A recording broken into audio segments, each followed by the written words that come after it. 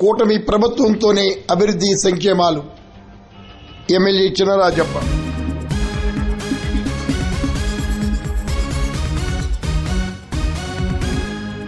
కూటమి ప్రభుత్వంతోనే అభివృద్ధి సంక్షేమాలు సాధ్యపడతాయని పెద్దాపురం ఎమ్మెల్యే నిమ్మకాయల చినరాజప్ప, జనసేన జిల్లా అధ్యక్షులు తుమ్మల రామస్వామిబాబు అన్నారు.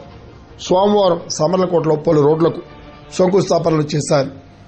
సుమారు 80 లక్షల విలువైనటువంటి రోడ్లు శంకుస్థాపన చేసుకోవడం జరిగింది.